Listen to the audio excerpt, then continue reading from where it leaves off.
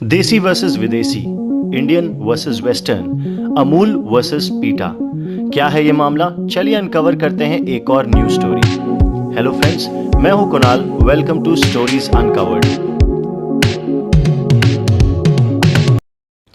अमूल और पीटा के बीच ये जो कंट्रोवर्सी चल रही है, इसकी शुरुआत कहां से हुई? फ्रेंड्स देखिए, हाल ही में 3 एनजीओज, ब्यूटी विदाउट क्रुएल्टी, पीटा, people for ethical treatment of animals and शरण इंडिया ने अमूल के खिलाफ एडवर्टाइजिंग कोर्ट में एक केस फाइल किया। कोर्ट केस एक एड के खिलाफ फाइल किया गया था जो अमूल ने सोशल मीडिया पर पोस्ट किया था। पर इस एड में ऐसा क्या था? देखिए, बेसिकली पीटा और पार्टनर एनजीओज काफी समय से डेयरी से प्रोड्यूस होने वाले दूध के अगेंस्ट काफी सारी बातें अपने सोशल मीडिया पर पोस्ट कर रहे थे। सो अमूल ने इस पर क्लैरिटी देते हुए कुछ बातें क्लियर की। अमूल ने कहा कि डेयरी फार्मिंग कैटल के लिए किसी भी तरीके से बुरी नहीं होती।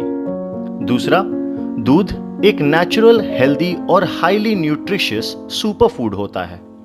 तीसरा, प्लांट्स प्रोडक्ट से एक्सट्रैक्ट किए हुए लिक्विड्स जैसे कि सोय मिल्क, आलमंड मिल्क, इनको दूध बोलना गलत है। दूध सिर्फ मैमल से ही आ सकता है। चौथा और लास्ट पॉइंट था कि इंडिया के अंदर डेयरी इंडस्ट्री एक सोशियो इकोनॉमिक डेवलपमेंट का सिस्टम है जो कि इंडिया के जीडीपी में 4% से ज्यादा कंट्रीब्यूट करती है। So basically, long story short, इन एनजीओज ने दूध को दूध बोलने के लिए अमूल पर केस फाइल कर दिया। ये अच्छा है। कल को चूहे को चूहा, बिल्ली को बिल्ली या फिर पप्पू को पप्पू बोलने के लिए केस फाइल कर देंगे। क्या बढ़िया था गुरु। तो फ्रेंड्स, इस केस का क्या हुआ? देखिए, बेसिकली यहां पर पीटा को पड़ गई पिटाई। Advertisement standards council of India ASCI ने तीनों कंपनी के केस को रिजेक्ट करते हुए कहा कि अमूल का एड मिल्क और मिल्क प्रोडक्ट्स के ऊपर फैक्चुअली करेक्ट है। साथ ही food safety and standards authority of India FSSAI ने तो पीटा को फंसा ही दिया। एज पर फसाई, प्लांट बेस्ड मिल्क के डेफिनेशन में नहीं आता है और डेयरी से प्रोड्यूस होने वाला मिल्क 100% वेजिटेरियन है और हेल्दी भी है। अब पीटा के बारे में क्या ही बोला जाए। फ्रेंड्स देखिए, यहां समझना जरूरी है कि पीटा भी कोई छोटी मोटी एनजीओ नहीं है। PETA stands for people for ethical treatment of animals. ये एक American based animal rights organisation है जो दुनिया भर में एनिमल्स के सही ट्रीटमेंट के लिए आवाज उठाती है। इंडिया में भी they have a great support of Bollywood actors. Hi, I'm Sunny Leone and I'm a vegetarian. Hi, I'm Amy Jackson and I'm a vegetarian.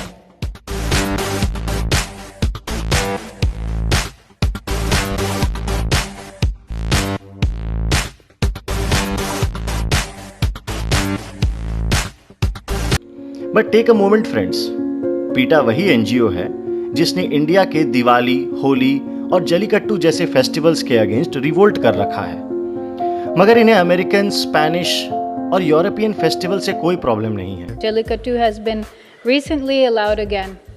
There's been numerous human deaths. I think the number is up to about a dozen.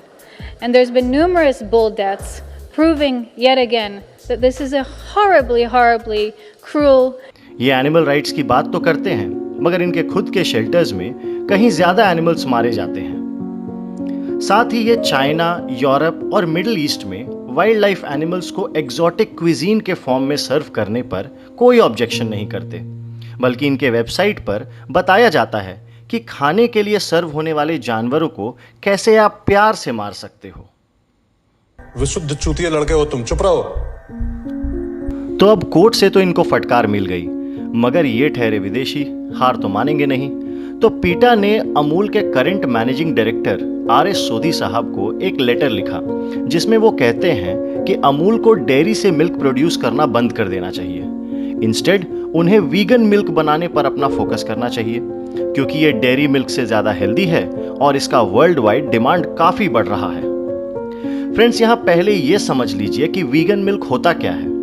Vegan milk बनता है plant products जैसे almond, coconut, सोय etcetera से। Basically इन्हें पानी में मिलाकर piece दो और छानकर अलग कर लो।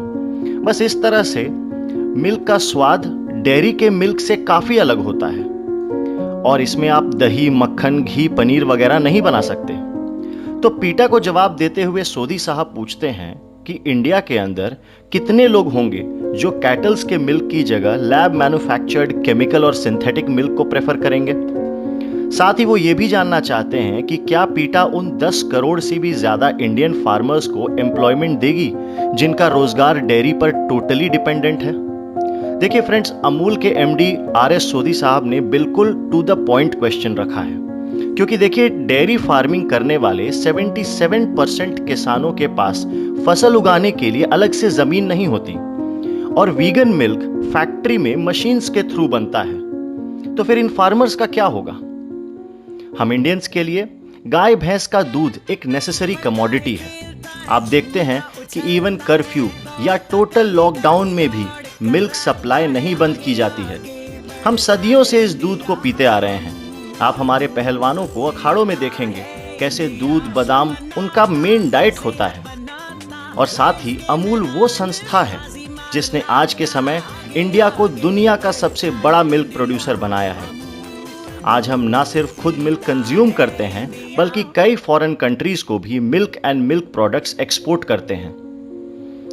देखिए आज के समय में अमूल का टोटल टर्नओवर 38,542 करोड़ है, which is over $5 billion. Also, it is estimated by 2025, Amul will reach a total turnover of $13 billion. Obviously, ये अमेरिकन्स एंड यूरोपियन नेशंस के लिए एक अलार्मिंग फैक्ट है। एक इंडियन कंपनी किसी कमोडिटी में इतना बड़ा वर्ल्ड लीडर कैसे बन सकती है? आज के समय में इंडिया का total milk production 188 million mega tons per year है। इंडियन डेयरी इंडस्ट्री 10 करोड़ से भी ऊपर फार्मर्स को एम्प्लॉयमेंट देती है और साथ ही इंडियन इकोनॉमी में 4% से ज्यादा कंट्रीब्यूट करती है। ये काफी अमेजिंग फैक्ट है दोस्तों, 4% से ज्यादा। और ये सब कुछ दिनों में नहीं हुआ है। वो कहते हैं ना, Rome was not built in a day.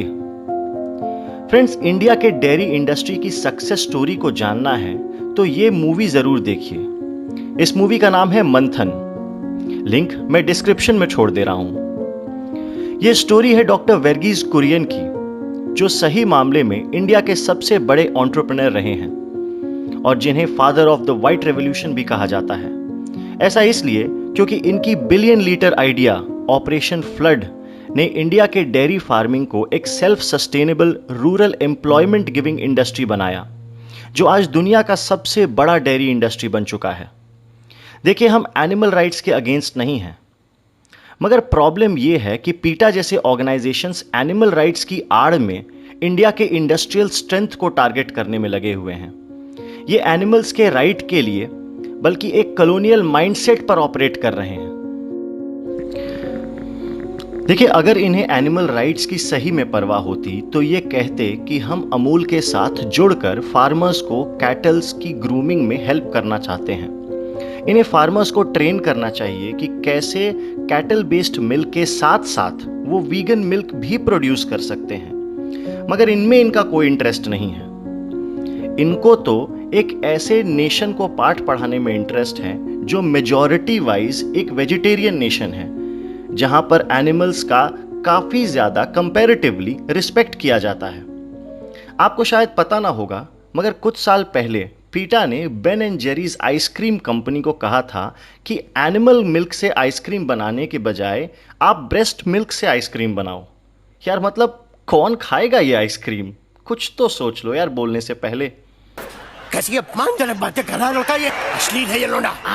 Friends, आपसे भी हमारा अपील है कि अमूल को इस फाइट में ज़रूर सपोर्ट करें। सोशल मीडिया पर जहां भी आपको ये डिबेट दिखे वहां अपने लॉजिक से अमूल को डिफेंड करें और इस वीडियो को अपने पॉइंट्स के सपोर्ट में पोस्ट करें, क्योंकि देखिए देसी घी के पराठे आखिर किसे पसंद नहीं, और वीगन मिल्क की चाय बड़ी कड़वी लगने वाली है। फ्रेंड्स, कमेंट सेक्शन खुला है दोस्तों। अमूल को सपोर्ट करें, अपने ओपिनियंस बताएं। Also please subscribe and share the information in this video with your friends. Your support motivates us to work and create videos which are in favor of our nation and humanity. Goodbye, मिलते हैं अगले video में।